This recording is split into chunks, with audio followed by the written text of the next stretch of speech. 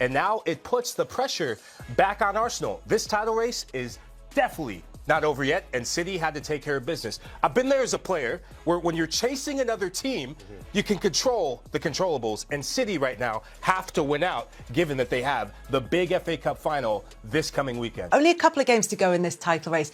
Phil Foden mentioned the 2012 season. It feels like we're talking about this a lot more as the season goes on. I think probably because they have that late game against Arsenal late in the season, as the title-winning side of 2012 did against Manchester United, who were their title rivals. And the fact that this one could go down to the final game of the season, could be decided on goal difference, it could come down to all these tiny margins. That's why it feels like there are those same parallels. Yeah, I think it will go down to the last game of the season. I just remember that season where QPR at home, as everyone knows the famous Aguero goal. But everyone talks about nerves and confidence and all that sort of thing. And I just remember being in the dressing room before the game, and I could feel the tension. You know, normally you have leaders in the dressing room where you look to them, and if they're cool, it makes you feel better. At times in the dressing room, it wasn't like that. There was a nervy feeling. And that's why when we talk about can Man City catch Arsenal? So were you more like Arsenal in that situation? We'd never won it before. We'd never won it before, and we was up against Sir Alex Ferguson, the great Man United team. And before the game, I remember looking to my right and Vincent Kompany, and he's normally just in the zone, but he was fidgeting. He was fidgeting. I was thinking, is he nervous? And then the game played out. But before that, I had the whole thing of, am I starting? Because I started more than Zabaleta in the season in terms of right back. I got an injury, and then Zabaleta played, and Mancini was very superstitious and didn't want to change it.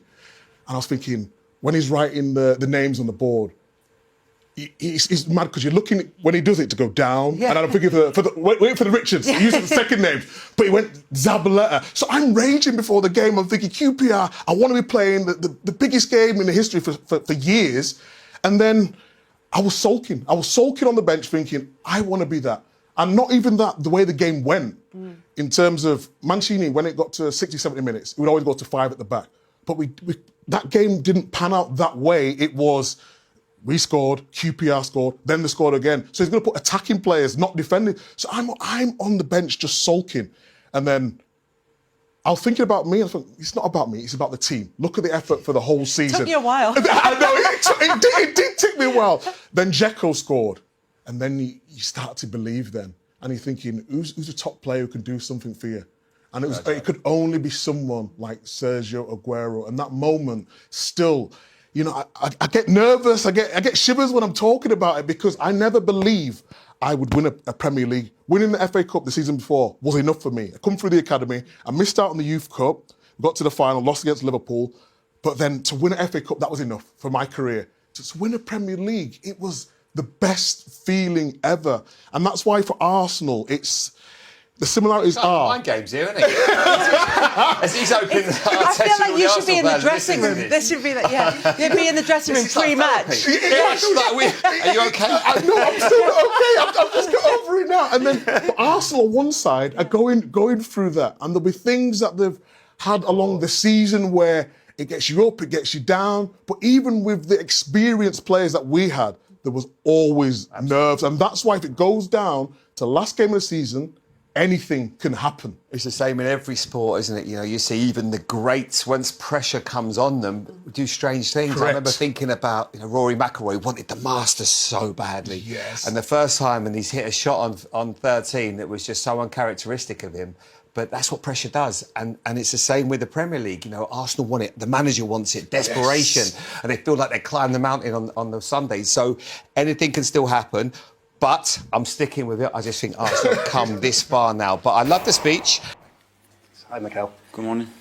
Mikel, what did you learn from Biden, and what impact, if any, does it have on your approach to Burnley on Monday? Nothing. We focus just on the things that are in our hands, which is to prepare in the best possible way to beat Burnley. That's it. What's your team news, please, for the game? Well, not much at the moment. We still have a few days till Monday, so we'll have to wait and see how certain players evolve and whether they're available or not for the game. If you beat Burnley, will you and the players gather on Tuesday to watch Bournemouth against Manchester City? We prepare just to beat Burnley. That's it.